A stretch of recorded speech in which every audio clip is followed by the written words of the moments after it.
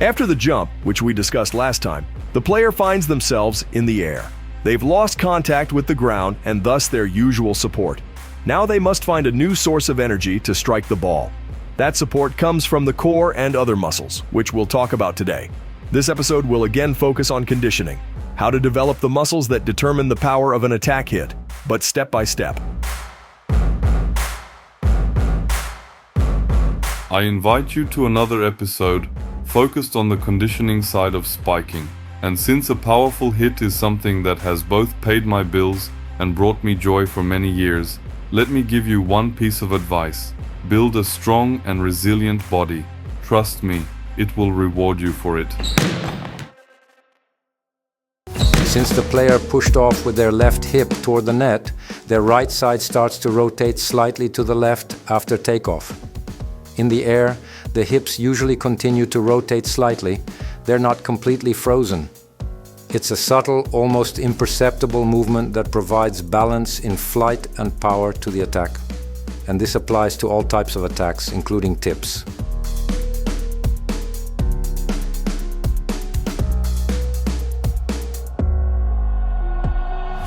Slowing down and stopping the hip rotation is no longer the ground's job. The body must do it.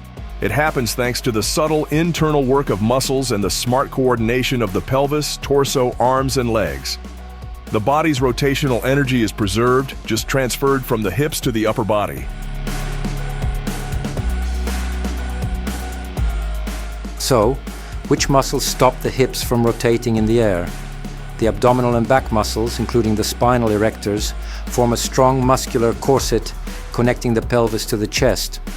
This cooperation slows down the pelvis and accelerates the torso, like a baton passed in a relay race.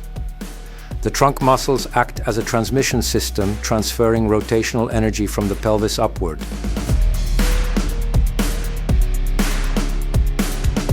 And here we offer exercises that help develop the mentioned muscle groups.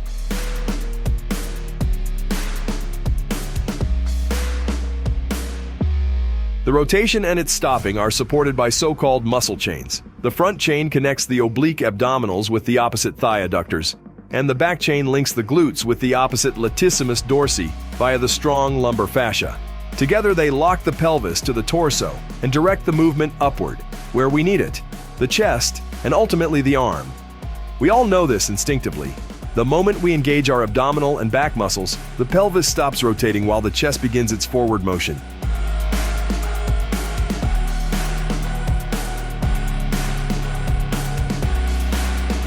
Top-level players, like our guide Georg Grozer, use these rotational drills not only in conditioning, but also during warm-ups.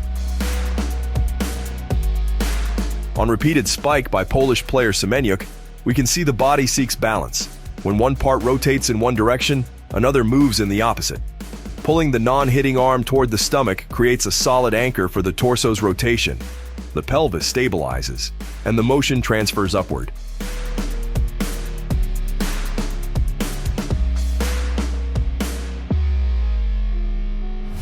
The legs help too.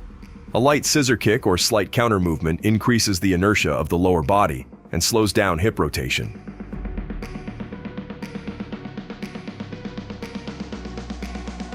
We see the same pattern with left-handers, just mirrored, like with the Italian Romano. These and many other drills help develop what's known as anti-rotation. Simply put, it's the ability to stop hip rotation using firm, isometric tension and transfer it upward.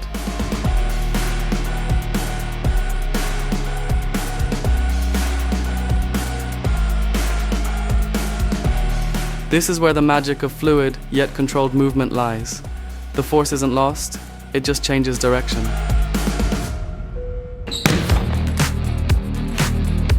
And then there's our old friend, the archer. We've talked about him so many times because he's a key element of the entire technique. Every proper spiking motion must pass through the archer's position, at least for a moment. No question about it. But who's responsible for this whole action? Which muscle draws that taut bow ready to release? There are two, the rhomboid major and minor.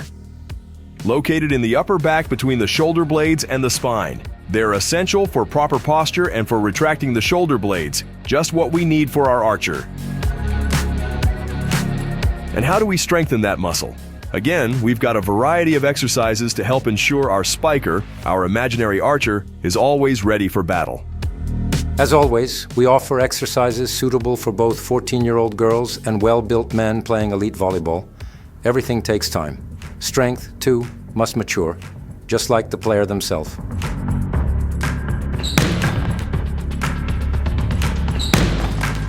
And then comes the actual hit, the moment when everything we've discussed culminates in a split second.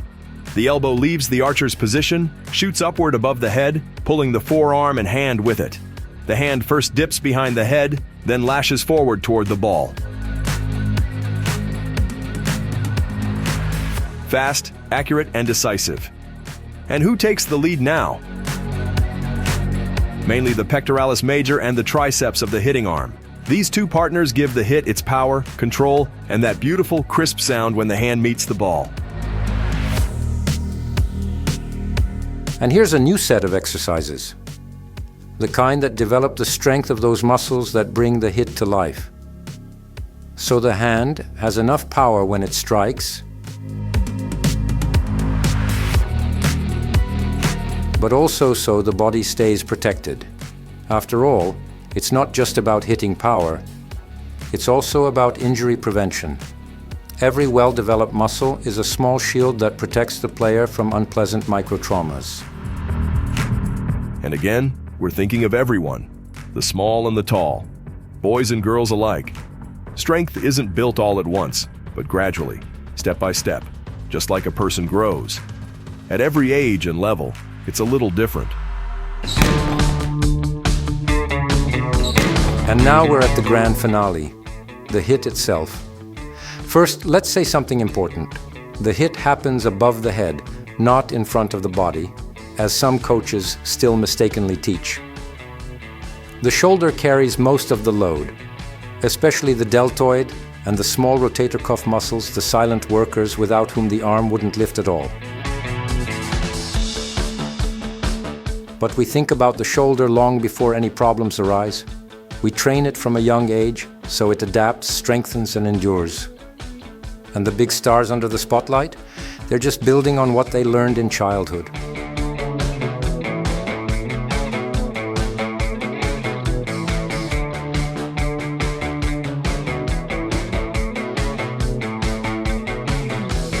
And what's this? The bones and muscles of the hand and wrist wave at us as a reminder that every good hit ends with them. The wrist gives the ball its final impulse, direction, and soul. Without it, the hit would lack both power and precision. That's why we have yet another group of exercises, small but incredibly important ones, to give the hand strength and control. And what does all this have to do with the attack hit? It's the core. We must never forget it. What would the hitting arm do without a base of support when the player is already in the air and the solid ground is long gone? That's exactly where the core takes over. The anchor point from which the upper body launches.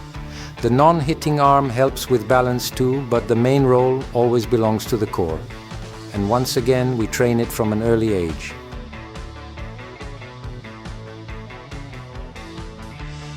And that's the end. Now we know what all contributes to making a spike look as elegant as this one. Take care, keep playing volleyball, and I'll see you again next time.